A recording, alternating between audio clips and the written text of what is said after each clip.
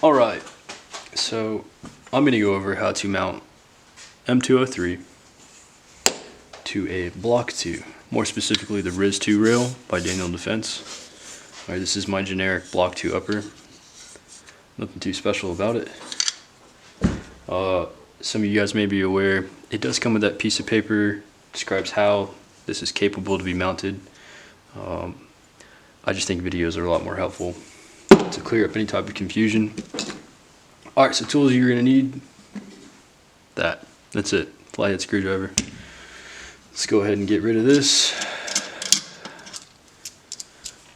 Set this to the side. Okay, you're going to have 1, 2 flathead screws on each side of the rail. Go ahead and take those off. Be careful when you do so, because there is a small plastic washer that acts as a retainer, I guess, for these things, and it holds it pretty well. So that right there can stay in the rail, and you'll lose it if you leave it in there, so just make sure you keep track of those. But this one's being stubborn.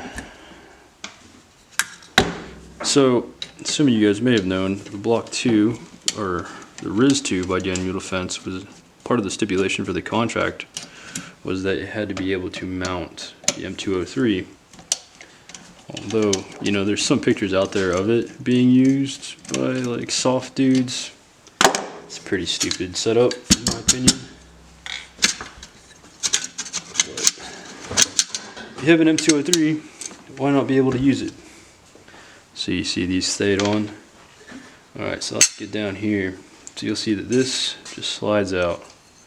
Okay, and what I'm going to do is I'm going to take and thread these on so I don't lose these. Like so. Nothing too crazy. Now this rail you're done with. You're going to put it over to the side. Alright, you're going to take your flathead. Sometimes these right here is what actually holds on to the M203. The M203 has 3 points of mount. So you have one side, two sides, and you have a retainer right here. Right, I'm sorry, right here is the retainer. This pin interfaces with this hole, right? Just the same as it would for the nut on any type of AR, M16, M4 barrel. It sits in that recess. This right here is that for the RIS 2. Okay, so what we're going to do is leave that upside down. These guys here, I've had a few RIS 2s. One with the front sight post, as you can tell, I've transferred over to a non-front sight post. That one was really loose on these guys. This is quite a bit stiffer, so it takes a little bit of wrenching. I like to position them forward a little bit, as you can see, and I'll show you why here in a second. So to make it easier, I'm going to disassemble my tube, take that off. Alright, so now I'm just dealing with the receiver. And if you look at your M203, you have a straight and a curved section. Obviously your curved section is going to go here. Okay, and you can't go like that. So what you gotta do is this is the SOCOM profile barrel, and you have these recess cuts right here. That's where these go in. If you worry about your rifle's finish, this is not the job for you, because you're going to scrape the hell out of it, as you can hear. Alright, and then you can see right there and here, we're all snug. Okay, so I'm going to go ahead and press down, and then from there, we're going to line it up. We're going to come back over, grab the two that we left out. Always hand tighten before you go in on the flathead. That's how you cross thread shit. Okay, and I mean, you can do this without taking the upper off of the lower, but I'll show you here in a second why I like to do it. Alright, so we got them pretty nice. You're not really going to use any like thread locker or anything like that.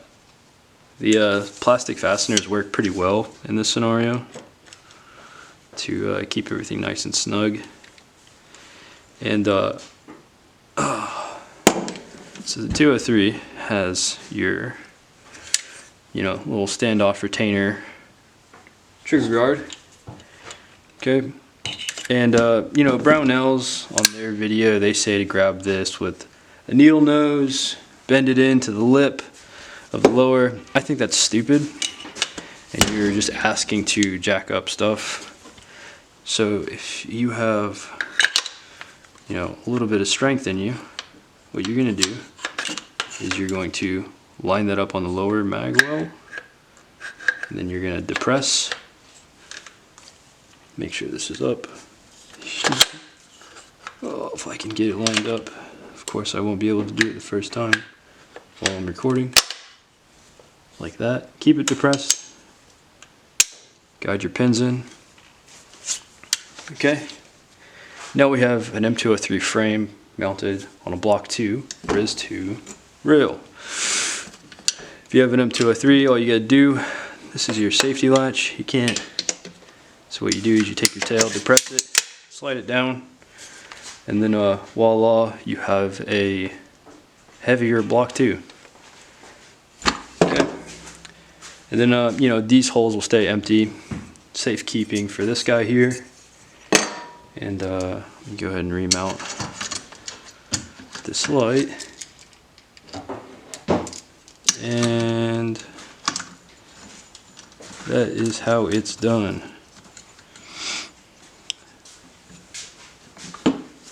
Looks kind of ridiculous, but this is how it was designed to be used if you had an M203.